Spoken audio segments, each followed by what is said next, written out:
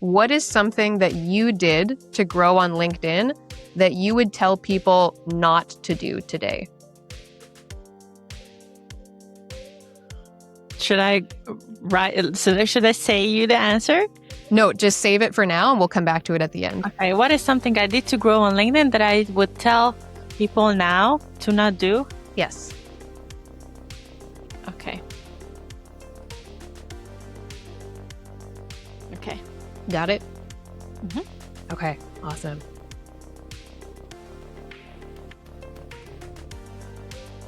So I really wanted to interview you again because we connected somewhere around like a year or two ago on LinkedIn, and I've watched you grow massively. I think you've doubled your following since we met.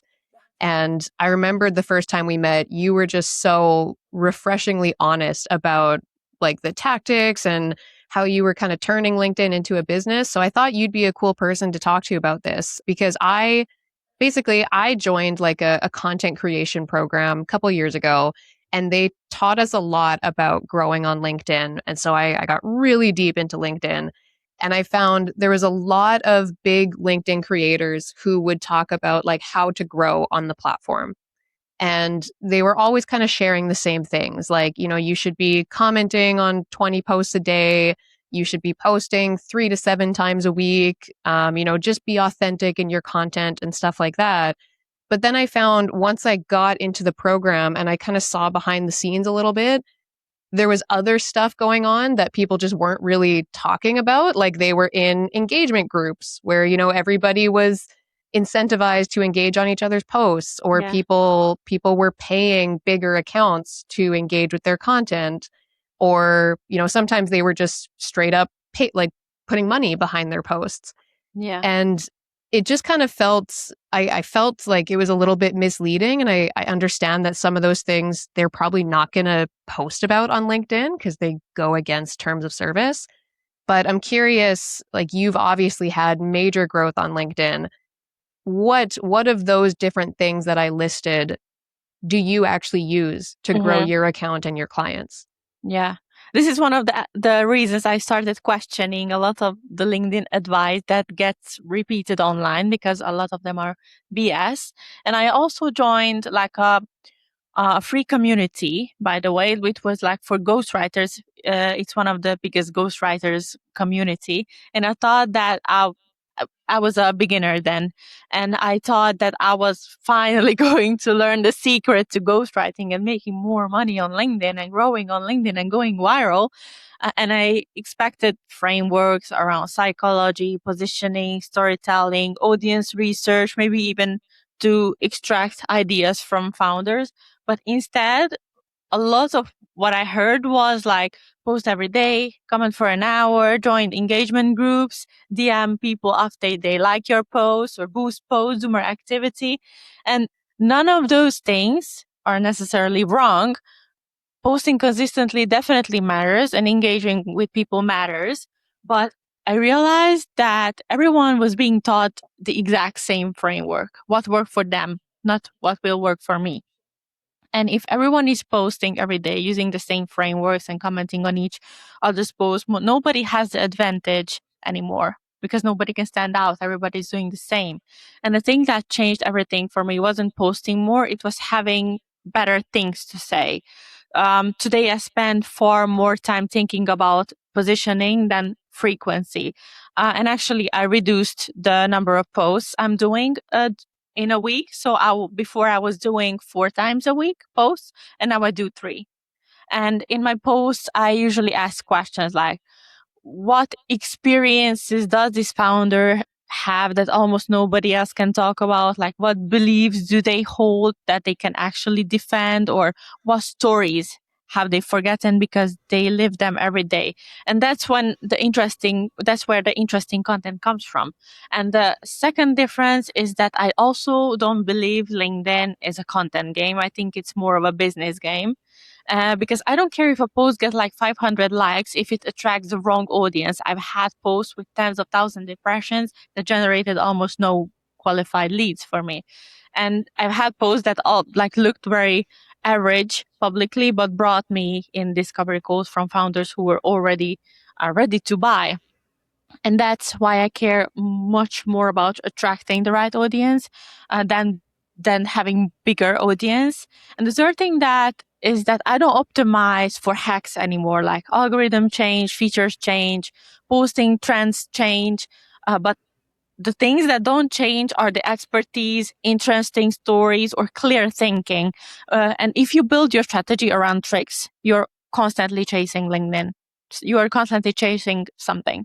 But if you build it around like having something worth saying, you are much harder to copy.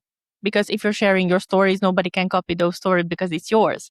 So my approach is a lot less about like how we can build the algorithm and much more about like how we can become the obvious person in my niche. Like how can I become the go-to person? Because that's what actually compounds over years. Hmm. Yeah, yeah, that makes sense. So I know that when we first connected, you were at around 20,000 followers. Now you're at just over 40,000. So you've literally doubled your followers in the year or so that I've known you. Yeah. What was that first, like getting to your first 10,000? What was that like for you? Like, what were you spending your time doing at that point? Mhm. So when I started posting, I was on my second year at university.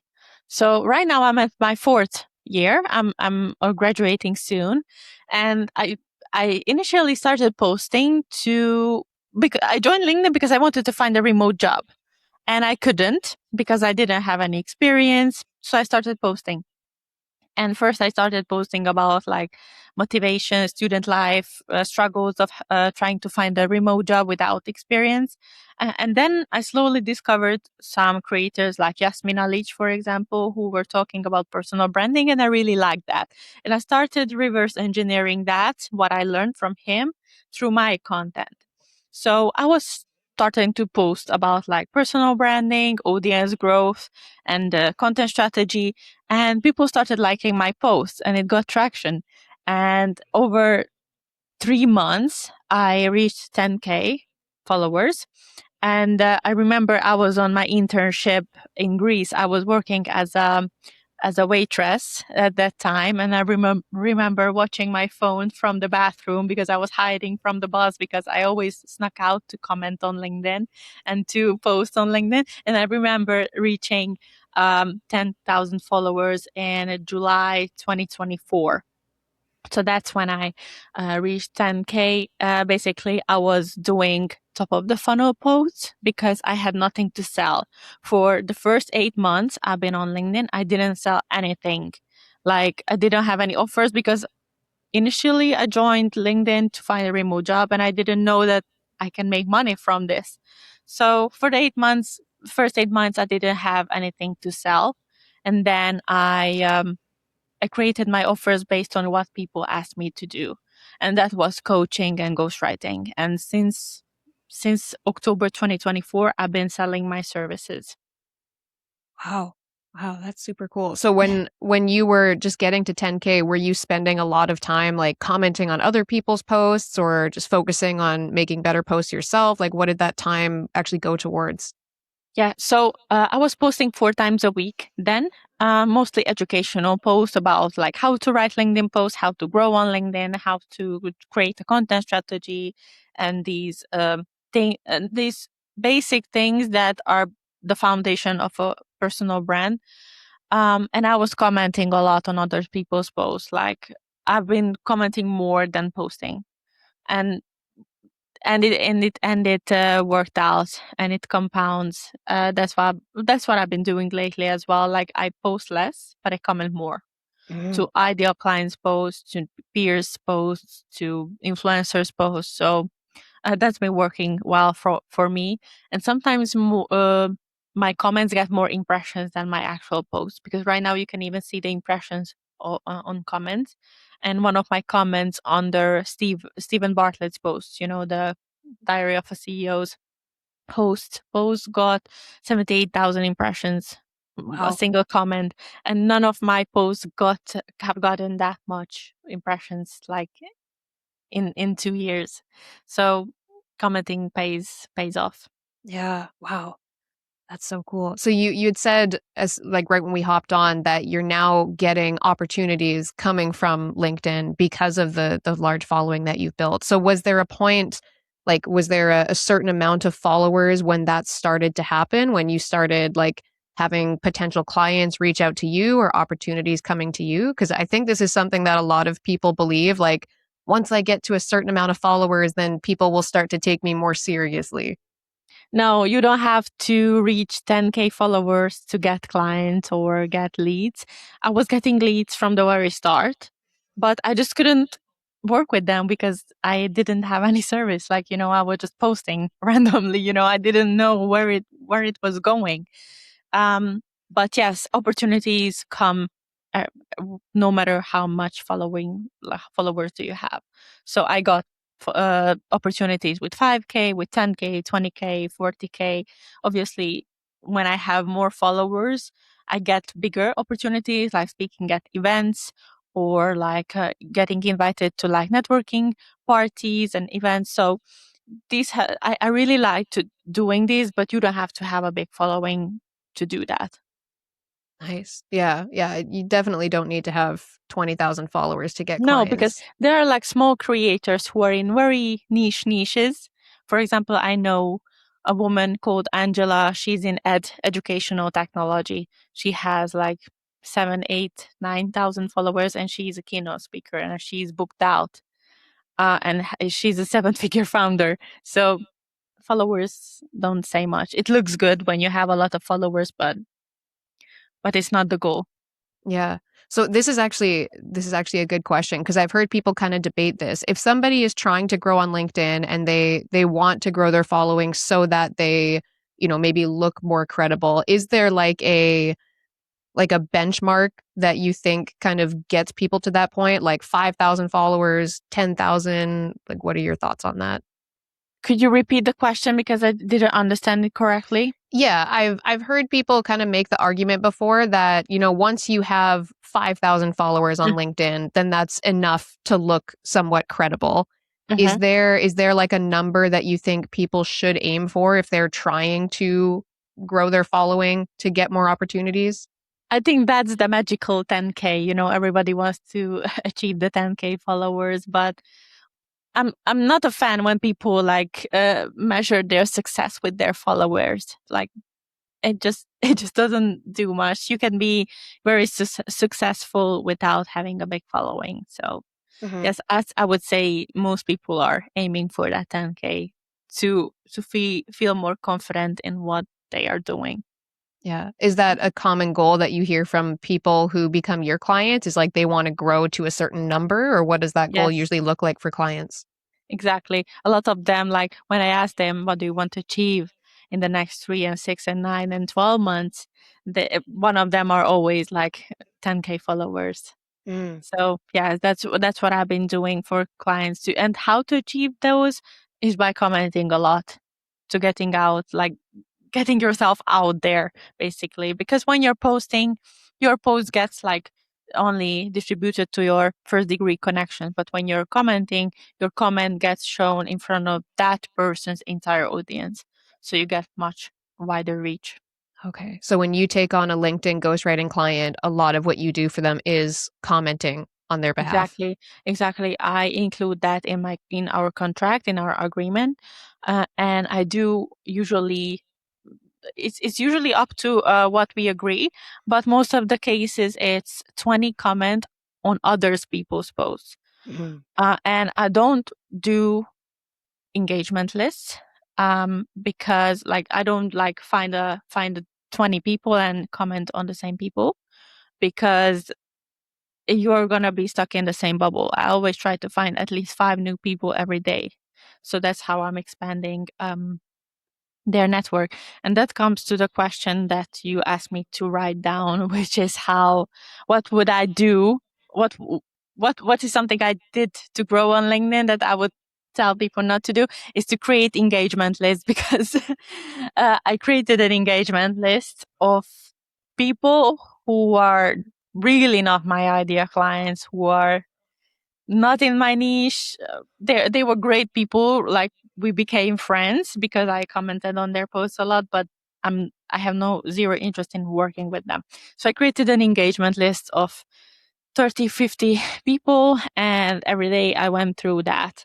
And for a long time, I was stuck in the same bubble. I couldn't expand my network, couldn't expand my reach because I was just engaging with the same people every day for months. Mm-hmm. And that was the mistake that I made. And later I realized, and then I tried commenting on new people every day, at least 5 new people every day to find new connections. So that's what I would tell people not to do, is to create engagement lists and follow that strictly because people sometimes have that tunnel vision. I create an engagement list and I will follow that every day. I don't have to think, I don't have to search for new people, and it's just gonna be fine. I tick off one thing on my to-do list to engage, and that's it. But sadly, it's not how it works.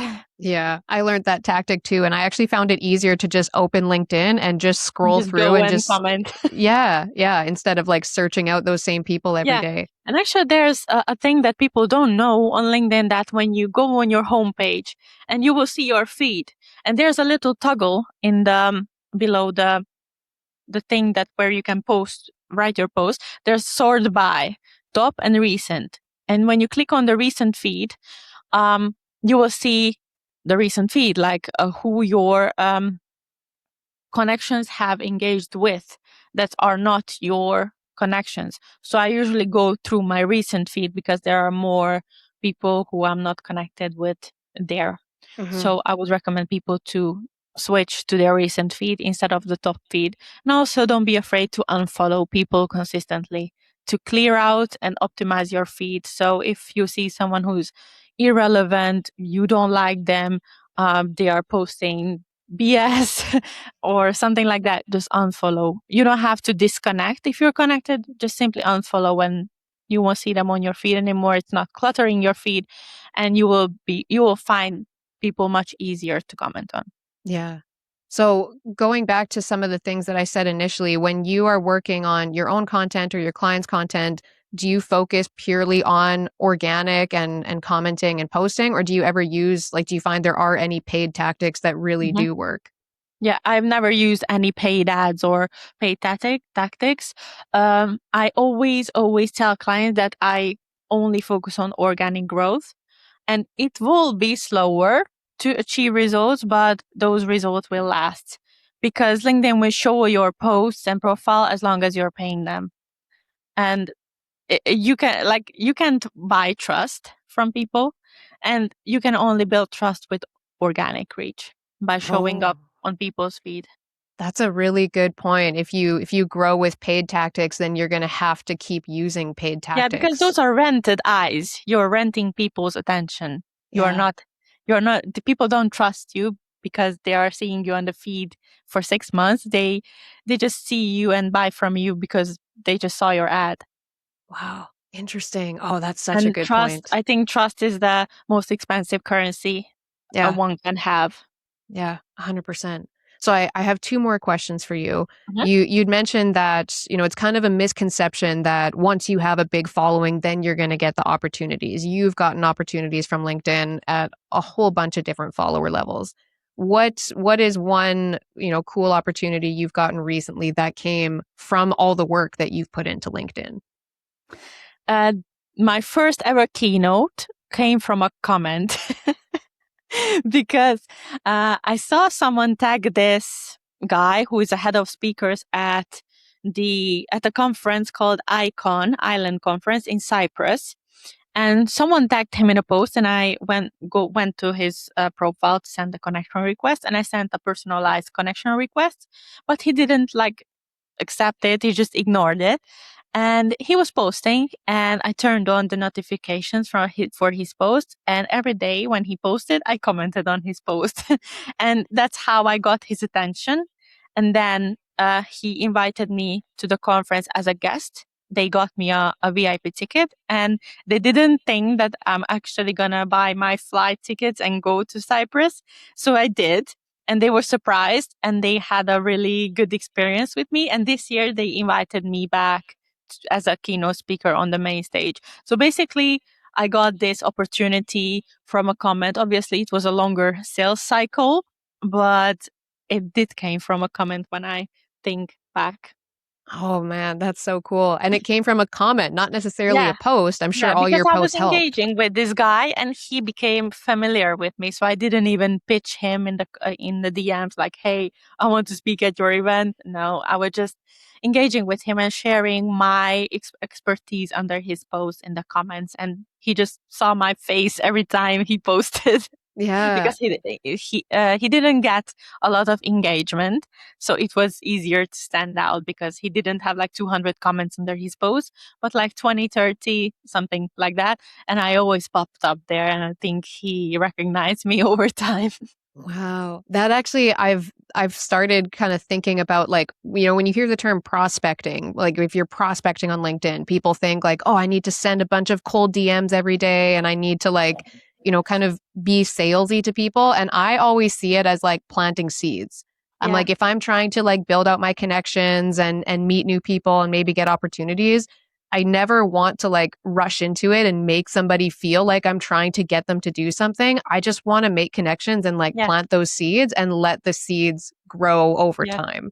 And I just remember that I got featured in Forbes twice this year, and both came from commenting also because I I discovered a Forbes contributor who is very active on LinkedIn. She's posting, she got strong engagement, and I was commenting like crazy on her post every time she posted. I'd also turned on the notification, and she also saw my face and recognized me. And one day I just got um, a DM from her like, "Hey, here's a gift for you," and it was a Forbes article. So, Wow. yeah, and that happened twice in span of like 2 weeks in January. So that Wow. was crazy. Yeah, I took commenting like on my heart, and and I went above and beyond when it Wow. comes to What commenting. was what was the feature about? So it was featuring six-figure entrepreneurs. It was, I can remember, like it was in January. It was like um, LinkedIn creators mostly. She writes about LinkedIn creators. Nice. I can't remember right now, but I can check her name. She's Jodie Cook. I don't know. You maybe know her. She has like an AI tool for Mm. coaching. Wow. That's amazing. So one was entrepreneurs who went from financial despair to six figures, Mhm. and the other was 9 entrepreneurs who ignored the gatekeepers and built anyway. Nice. Oh, that's awesome. Congrats. That's huge. Thank you. Wow. That's amazing. So Yeah. my final question for you is Mhm. if somebody, let's say somebody has an hour a day that they know they can put into LinkedIn and they really want to grow so they can grow a business off of LinkedIn, maybe like you did, how would you tell them to spend that, 7 hours a week? Mhm. So 7 hours a week, I would say don't deal with LinkedIn on the weekend. So let's just say they have five. Mm, But if you want to post, then do 3 posts a week. And don't overthink the posting. Like don't sit on a post draft for 60 minutes and overthink it and end up not posting it. Just write out your thoughts, format it with AI if you need it. If obviously I use AI too. I'm not a native English speaker. It helps me with grammar and punctuation. Um, and also comment. So if I would say like separate your time for like 30 minutes, create a post draft in 30 minutes, post it, engage with your own post, drop like pinned comments. There's not an actual pinned commenting feature, but you can comment to yourself and it will be shown on the top in the comment section. And you can drop some extra resources there, do Q&As, drop some fun facts, bonus, whatever you want to, engage with your own post and reply to the comments you receive. And also the other 30 minutes, just go out and engage with other people and also DM people. So even if they just like your post, DM them, say thanks. You don't have to have like a thing in back in your mind like, oh, I have to sell to this person. No, just a genuine thank you for engaging with my post. Your comment was insightful, and that's it. So you don't have to overcomplicate it, just a genuine appreciation message. And that can sometimes lead to opportunities, but it doesn't have to. You can just simply build relationship. So I would say like post, comment, and DMs. Those are the holy three things, that like the holy triangle. Nice. Yeah, simple. So it really is that simple. People who are looking for the hacks need to just stick to the basics. Exactly. Nice.